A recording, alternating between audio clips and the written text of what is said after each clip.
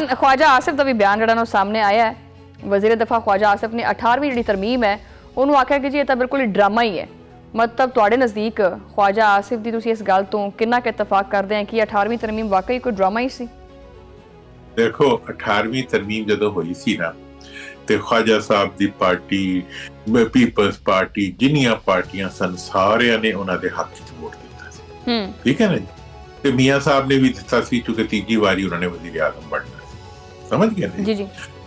ਤੁਹਾਨੂੰ ਪਤਾ ਹੈ ਉਹ ਪੂਰੇ ਕਈ 100 ਮੈਂਬਰਾਂ ਦਾ ਜਿਹੜਾ ਹੈ ਨਾ ਪੂਰਾ ਪਾਰਲੀਮੈਂਟ, ਉਹਦੇ ਵਿੱਚ ਇੱਕ ਇਨਸਾਨ ਸੀ ਜਿਨੇ ਵੋਟ ਨਹੀਂ ਦਿੱਤਾ ਸੀ, ਜਿਨੇ ਦਸਖਤ ਨਹੀਂ ਕੀਤੇ ਸੀ 18ਵੀਂ ਤਰਮੀਮ ਤੇ, ਔਰ ਜਿਨੇ ਬਾਈਕਾਟ ਕੀਤਾ ਸੀ। ਉਹਦਾ ਨਾਮ ਮੁਹੰਮਦ ਅਲੀ ਦੁਰਾਨੀ ਹੈ। ਅੱਛਾ। ਔਰ ਜਿੰਨਾ ਪ੍ਰੈਸ਼ਰ ਪਾਇਆ ਸੀ ਇਹਨਾਂ ਨੇ, ਈਵਨ महमूद खान अचकज़ई साहब भी ज़रदारी साहब की तरफों मेरे को आई सी, उन्होंने कहा सी कि जनाब तुसी इहनूं वोट पा दिओ है, और इनू अलामत बनाया जा रहा सी कि जी ये जड़ा है ये जनाब जमहूरी आज़ादी और जमहूरी इस्तेहकाम की अलामत है। मैं 3 गल्लां कीतियां सन उस वेले भी। मैं उन्होंने कहा सी जी कि तुसी अगर बलदियाती अगर NFC अवार्ड तुसी 57% सूबियां नू दे रहे हो ते उन्हां नू पाबंद करो कि वो पैसे जिहड़े ने उसे फार्मूले के तहत जिहदे तहत उन्हां नू मिल रहे ने वो अपने जिले और तहसीलां नू देण। तो इन्हां विचों एक साहब या कोई सर कि जी ये तो आप कैसी बात कर रहे हैं, ये तो सूबाई खुद मुख्तारी में मदाखलत हो जाएगी। मैंने कहा लाहौर ये कौन सी सूबाई खुद मुख्तारी है जो अवाम को उनके हक से महरूम करती है, और एक फर्ज जो चीफ मिनिस्टर है उसको ये अख्तियार देती है कि वो अवाम के पैसों के साथ जो मर्जी करे।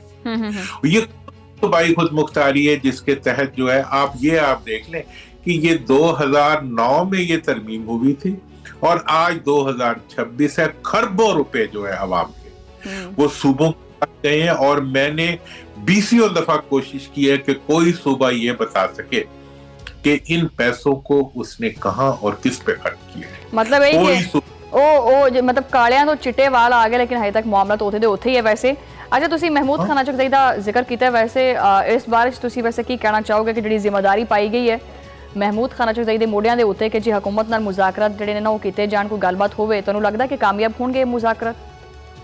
देखो जी मेरी तो दुआ है अल्लाह करे हर मुज़ाकरात कामयाब होण और आपस विच मुफाहमत दा रास्ता बने। अच्छा। लेकिन अगर ऑप्शन लई नाल मुज़ाकरात करने ने तो ओदा तरीका महमूद खान साहब नाल मुज़ाकरात नहीं है, ओदा तरीका जेल विच बैठे हुए जिहड़े असली लीडर्स ने उन्हां नाल मुज़ाकरात करने चाहिए ने। हुकूमत नूं, प्रेसिडेंट नूं चाहिए ने, प्राइम मिनिस्टर नूं, मियां नवाज शरीफ साहब नूं, लेकिन ये प्रॉक्सियां दे जरिए जिहड़ा है मुज़ाकरात नहीं होंदे।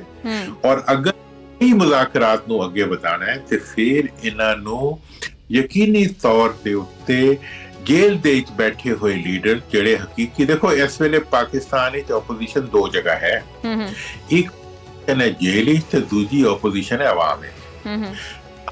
अंदर अंदर जो कुछ है आपस में रली मिली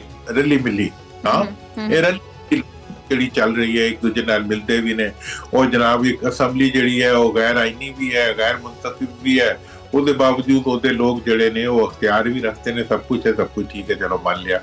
लेकिन अगर तुसी वाकई जमहूरी मुज़ाकरात करने ने तो ਉਹਦਾ तरीका ये है कि जेल ਦੇ अंदर मौजूद ਜਿਹੜੇ सियासी कायदीन ने, और ये रवायत है भुट्टो साहब ने भी ਉਹਨਾਂ ਨਾਲ ਹੀ मुज़ाकरात ਕੀਤੇ ਸੀ, ਉਹਨਾਂ ਦੀ आपस विच पैदा कर ली सी। ये मेरा मियां साहब दा दोस्त है ते उत्ते बैठ जाए, ते ज़रदारी साहब दा दोस्त है ये नाल बैठ जाए, और ये नुमाइंदगी करन इमरान खान साहब की। अच्छा वैसे मैं इस सवाल कीते इसी वास्ते इहदा मतलब ये आप समझ सकते हैं कि ये मुज़ाकरात भी बलदियाती इंतखाबात दी तरह ये भी डिले हो जाणगे, ताखीर दा शिकार रहणगे। ये जनाब फोटो ऑप तो अगे अगर चले गए तो जो सजा देनी होवे मैनूं दे देना। अच्छा नहीं बढ़नगियां तकरीरां ही कॉपीराइटर ही काम करनगे ते अवाम दा काम होना ते ओपोजिशन दा काम कोई नहीं होना। बिल्कुल सही, क्योंकि इस वे पार्लियामेंट विच मौजूद नहीं है, ओपोजिशन इस वक्त जेल विच मौजूद है। बिल्कुल सही। और सारी अवाम विच मौजूद है जिहड़ी लुट्टी पुट्टी पई है, जिन्हों फीस देण दे पैसे नहीं, जिन बिजली दा बिल नहीं दे सकते, जिन्हां नूं सस्ता तरीन दुनिया का पेट्रोल महंगा तरीन बिक रहा है, जिन्हों लुट के जिन्हां दी जेबां विच हुकूमतां ने हथ पाए हुए ने, जिन्हां दी इज्जत महफूज नहीं है, जिन्हां दा ਮਈਸ਼ਤ ਮਹਿਫੂਜ਼ ਨਹੀਂ ਹੈ, ਔਰ ਜਿਨ੍ਹਾਂ ਨੂੰ ਰਹਿਣ ਰੱਖ ਕੇ ਕਰਜ਼ੇ ਤੇ ਕਰਜ਼ਾ ਲਿੱਤਾ ਜਾ ਰਿਹਾ, ਕਰਜ਼ੇ ਤੋਂ ਕਰਜ਼ਾ ਲਿੱਤਾ ਜਾ ਰਿਹਾ, ਹੋਰ ਕੁਝ ਵੀ ਨਹੀਂ ਹੋ ਰਿਹਾ। ਇਹ ਆਵਾਮ ਵੇਚ ਕੇ ਮਾਰ ਕੇ ਪਿੰਜਾ ਲਾਇਆ ਹੋਇਆ ਇਹਨਾਂ ਨੇ ਆਵਾਮ ਦਾ, ਤੇ ਇਹ ਕਿਹੜੀ ਹਕੂਮਤ ਤੇ ਕਿਹੜੀ ਔਕਤ। ਚਲੋ ਦੁਆ ਕਰਦੇ ਹਾਂ ਕਿ ਚਲੋ ਇਹਨਾਂ ਨੂੰ ਵੀ ਕੋਈ ਅਕਲ ਉਕਲ ਆਵੇ। ਵੈਸੇ ਮੁਹੰਮਦ ਅਲੀ ਦੁਰਾਨੀ ਸਾਹਿਬ ਬਹੁਤ ਬਹੁਤ ਸ਼ੁਕਰੀਆ, ਤੁਸੀਂ ਆਪਣਾ ਤਜਜ਼ੀਆ ਪੇਸ਼ ਕੀਤਾ। नाज़रीन, गल फिर वही है कि देखो अज की सब तो वड्डी जरूरत यही है कि एक मजबूत फाल और मुअस्सर जमहूरी और सियासी निज़ाम जिहड़ा वो होवे, और ये वास्ते बलदियाती सिस्टम नूं हकीकी मानियां दे विच जिहड़ा ना वो बहाल करना चाहिए और फाल बनाना चाहिए।